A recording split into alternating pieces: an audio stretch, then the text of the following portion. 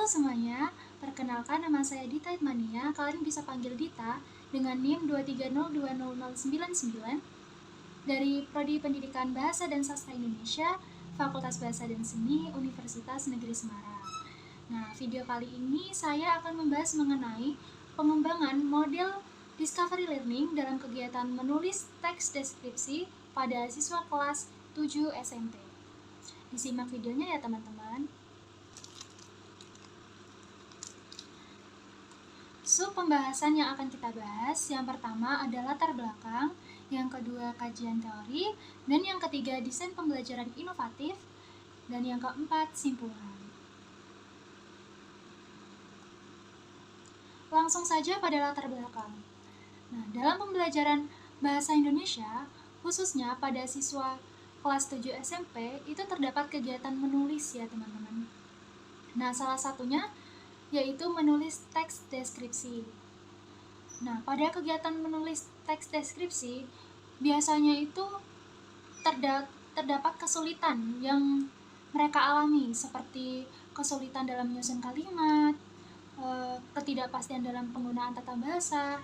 Nah, hal ini dapat disebabkan karena penggunaan model yang diterapkan oleh pendidik itu kurang cocok dengan kegiatan menulis. Oleh karena itu, kita sebagai pendidik penting untuk memilih model pembelajaran yang tepat dan sesuai dalam kegiatan pembelajaran. Nah, model pembelajaran yang saya kembangkan dalam kegiatan menulis teks deskripsi adalah model pembelajaran Discovery Learning.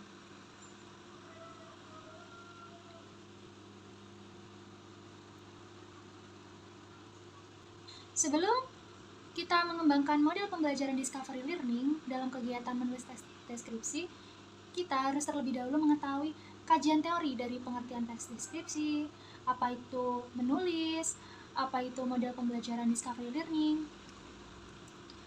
Yang pertama ada pengertian teks deskripsi. Permanasari 2017 mengungkapkan teks deskripsi ialah suatu tulisan yang mengulas atau menjelaskan suatu objek yang digambarkan oleh penulis sehingga pembaca mampu merasakan objek tersebut tanpa melihat secara langsung. Nih, dapat dikatakan bahwa teks deskripsi ini berisi tentang gambaran suatu objek supaya pembaca merasakan objek tersebut secara langsung. Nah, lalu yang kedua ada pengertian menulis.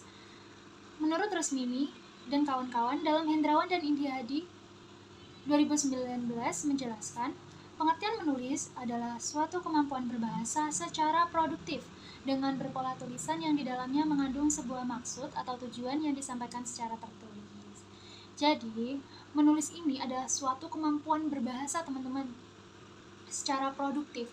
Nah, produktif ini maksudnya itu kegiatan yang dapat menghasilkan suatu produk berupa karya. Dalam konteks menulis teks deskripsi, produk atau karya yang dihasilkan ya berupa tulisan, teman-teman, tulisan dari teks deskripsi tersebut. Lalu ada model pembelajaran Discovery Learning. Menurut Rosarina 2016, model pembelajaran Discovery Learning yaitu suatu model yang digunakan dalam kegiatan belajar mengajar yang berfokus pada penyelesaian masalah siswa yang dalam prosesnya membutuhkan pengalaman serta kegiatan langsung sehingga siswa mampu mengembangkan pemikiran yang dimilikinya.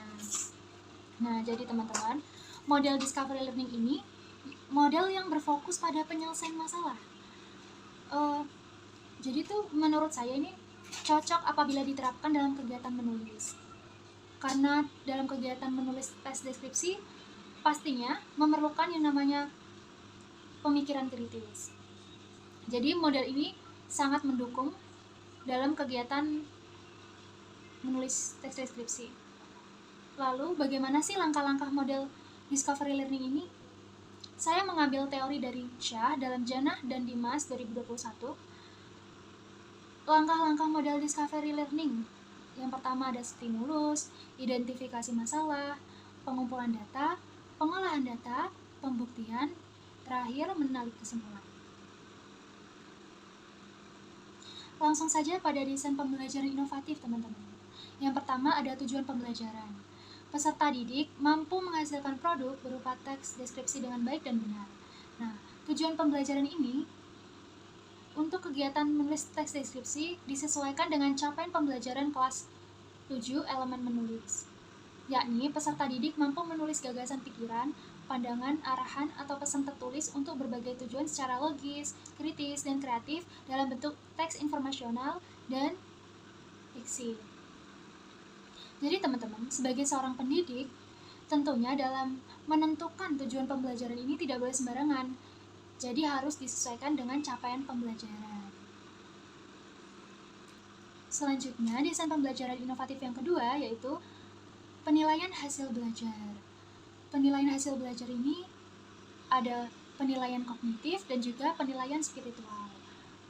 Penilaian kognitif itu dilihat dari sejauh mana pengetahuan dan pemahaman yang dimiliki peserta didik nih, teman-teman.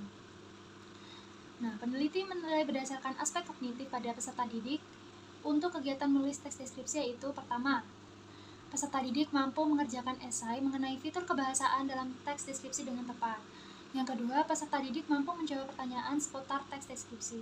Yang ketiga, peserta didik menulis teks deskripsi sesuai dengan struktur dan unsur teks deskripsi dengan baik dan benar. Lalu yang penilaian spiritual ini ditinjau berdasarkan sikap perilaku peserta didik selama kegiatan pembelajaran berlangsung. Nah, yang dinilai itu yang pertama ada peserta didik menunjukkan sikap patuh terhadap ucapan guru dalam pembelajaran teks deskripsi. Yang kedua, peserta didik menunjukkan sikap jujur atas hasil pengerjaan menulis teks deskripsi. Mengenai kriteria skornya, yaitu tinggi dengan A, cukup itu B, kurang itu C. Lalu desain pembelajaran inovatif yang ketiga ada materi pembelajaran. Materi pembelajaran disusun menyesuaikan tujuan pembelajaran. Berdasarkan hal tersebut, peneliti menentukan materi teks deskripsi dalam kegiatan menulis, yaitu ada pengertian teks deskripsi, struktur dan unsur teks deskripsi, fitur kebahasaan teks deskripsi, dan yang keempat, cara menulis teks deskripsi dengan baik dan benar. Nah, yang menjadi suatu inovasi itu ada pada poin keempat, yaitu cara menulis teks deskripsi dengan baik dan benar. Nah, sering kita jumpai ya teman-teman, pada guru itu kan kadang menyuruh peserta didik itu menulis teks deskripsi namun tidak dijelaskan bagaimana cara menulis teks deskripsi dengan baik dan benar. Padahal materi tersebut itu sangat penting ya teman-teman, supaya tulisan teks deskripsi tersebut itu tepat. Dan desain pembelajaran inovatif yang keempat ada media pembelajaran. Media pembelajaran yang saya pilih itu ada satu PPT teks deskripsi, yang kedua ada buku bacaan. Nah, PPT ini digunakan oleh guru dalam menjelaskan materi teks deskripsi supaya peserta didik ini tuh tidak bosan gitu. Jadi diberikan media yang berbentuk visual. Dan yang kedua ada buku bacaan. Nah, buku bacaan ini digunakan oleh peserta didik untuk memahami lebih dalam mengenai teks deskripsi. Bisa diperoleh dari buku perpustakaan atau buku yang dari internet seperti e-book.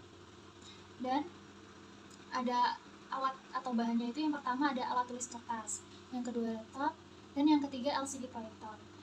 Nah, alat tulis kertas ini digunakan peserta didik dalam menulis teks deskripsi.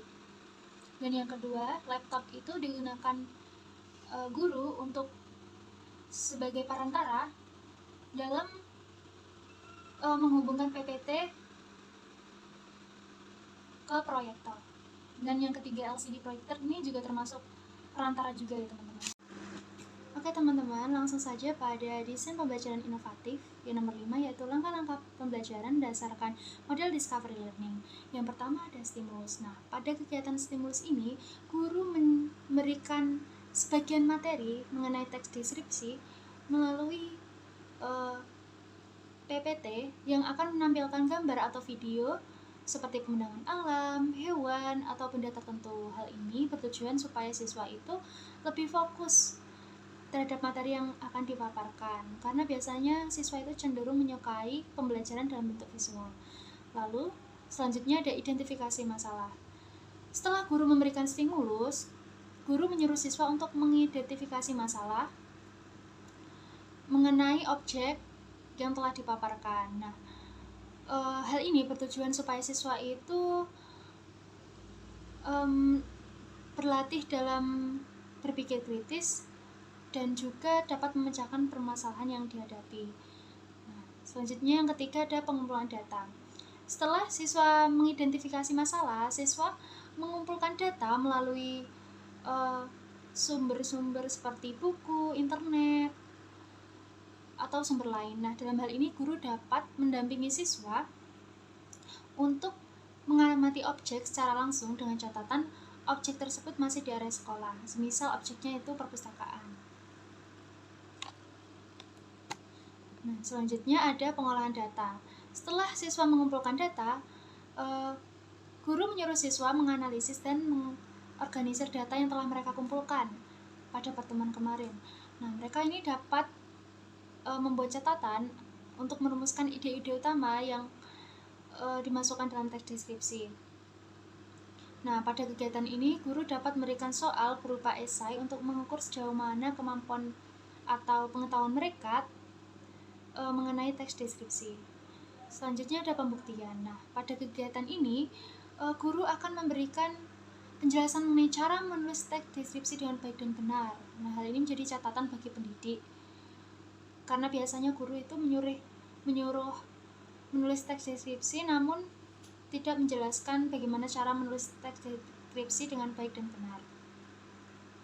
Lalu yang terakhir ada menarik kesimpulan. Nah, pada kegiatan ini guru itu menyimpulkan semua materi yang telah dipaparkan. Lalu guru juga akan menilai karya atau produk tes deskripsi dari siswa. Hal ini bertujuan supaya siswa itu dapat menuangkan hasil dari pengetahuan yang mereka peroleh melalui produk berupa tulisan. Sekarang pada tahap kesimpulan, berdasarkan pembahasan yang telah kita bahas tadi, dapat disimpulkan bahwa pengembangan sintak model discovery learning tadi terdiri dari stimulus, pembuktian, identifikasi masalah, pengumpulan data, pengolahan data, memberi kesimpulan. Nah, hasil menunjukkan bahwa terdapat inovasi yang dikembangkan oleh peneliti berdasarkan model discovery learning, yaitu pada alur pembelajaran. Keunggulan pada model desain pembelajaran inovatif ini dapat meningkatkan pemikiran kritis, menimbulkan daya inisiatif dan kreatif, siswa menjadi lebih percaya diri, serta siswa itu lebih responsif terhadap materi yang dipaparkan. Hal ini dapat membuktikan bahwa model discovery learning sesuai diterapkan pada kegiatan menulis teks deskripsi. Berikut adalah daftar pustakanya. Cukup sekian. Terima kasih karena sudah menonton video ini. Wassalamualaikum warahmatullahi wabarakatuh.